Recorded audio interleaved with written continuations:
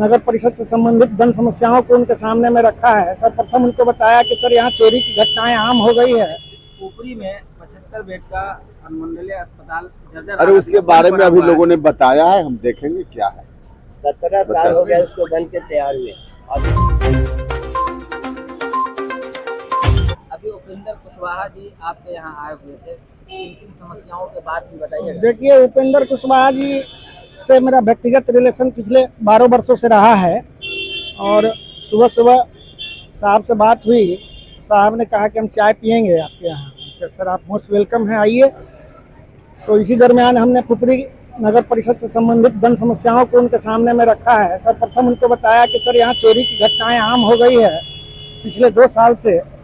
इससे हम लोग बहुत पीड़ित हैं और इसके लिए सीसीटीवी की व्यवस्था जो है समस्त नगर पंचायत क्षेत्र के अंतर्गत कम से कम 500 के आसपास में सीसीटीवी कैमरा लगवाया जाए।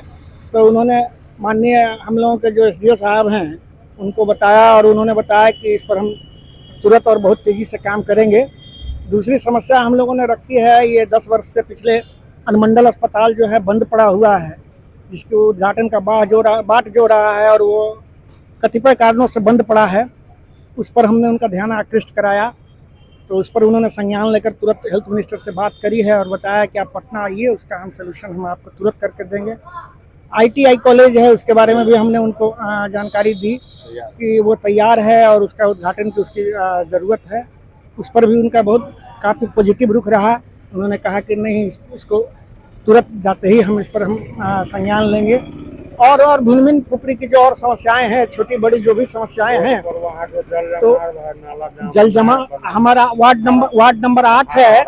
8 और 18 के बीच में सड़क पर जल जमाव की स्थिति हमेशा बनी रहती है।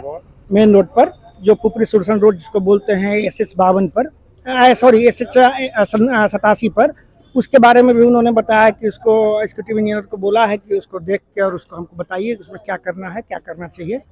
यही सब। निर्माणाधीन ओवर ब्रिज जो है ROB, उसके बारे में क्या बात? निर्माणाधीन आरो तो हमको लग रहा है ये 3-4 महीने में ये चालू हो जाएगा। और हम लोगों के पूर्व सांसद माननीय नवल किशोर राय जी के नाम पर उसका नामकरण हो, इस ओर लोगों ने उनका ध्यान आकृष्ट कराया है कि काफ़ी, हालांकि इसमें सहयोग तो सभी नेताओं का रहा है, लेकिन चूंकि अब वो स्वर्गीय हैं और वो पुपरी से जुड़े हुए हैं और उनके नाम पर हो जाता है तो उनका नाम अमर होगा। नगर में जो जाम की समस्या है, इस सिलसिले में भी कुछ बात हुई? नहीं, नगर के जाम समस्याओं पर, इन छोटी समस्याओं के ऊपर में हम उचित नहीं समझें कि उन पर ध्यान आकृष्ट कराया जाए। क्योंकि लोकल प्रशासन के लोग वहाँ थे, तो लोकल प्रशासन के माध्यम से माननीय SDO साहब को भी हमने बताया है कि सर, तो उन्होंने बताया काफ़ी हद तक इसको दूर किया जा चुका है। और आने वाले वर्षों में हम नगर पंचायत से एक हाट बाज़ार का निर्माण करेंगे। हाट बाज़ार में जो भी स्थापित लोग हैं, जैसे फल विक्रेता हैं, जो ठेला वाले हैं, वेंडर वाले हैं, उन लोगों की वहाँ स्थापना करेंगे तो आप रूपी समस्या दूर हो जाएगी। अभी वर्तमान में उन लोगों को हटाने से उन लोगों के पास में रोजी रोटी की समस्या होगी, तो हम लोगों को उनकी रोजी रोटी की समस्या भी देखनी है। ऐसा नहीं है कि जाम के खातिर किसी के पेट पर लात मार दिया जाए, किसी के पेट से समझौता किया जाए, ये ना हो। इसको भी सर्वप्रथम हम लोगों को देखना है। अभी जो उपेंद्र कुशवाहा जी दौरा कर रहे हैं सद्भावना बचाओ देश बचाओ के नाम पे, तो क्या वो सफल होंगे? देखिए, ये सब तो पार्टी लाइन की बात है। हम पार्टी लाइन पर आपसे इस मुद्दे पर कोई बात नहीं करेंगे। हम लोगों का ये एक व्यक्तिगत रिलेशन है, वो हमारे यहाँ व्यक्तिगत रिलेशन के आधार पर आए थे। और पार्टी बचाओ और सद्भावना रैली ये उनका पर्सनल है और इस पर हम इस पर कोई कमेंट नहीं देना चाहेंगे। अभी जो चुनाव होने वाला है, अभी जो चुनाव के परिणाम आए हैं वो बहुत ज़्यादा पॉजिटिव आपके लिए नहीं है? बिल्कुल पॉजिटिव है जी। जहाँ गोपालगंज में महागठबंधन का उम्मीदवार नहीं भी जीत पाया है, तो वहाँ कोई भारतीय जनता पार्टी की जीत नहीं हुई है, वहाँ सहानुभूति की जीत है, किसी पार्टी की जीत नहीं है।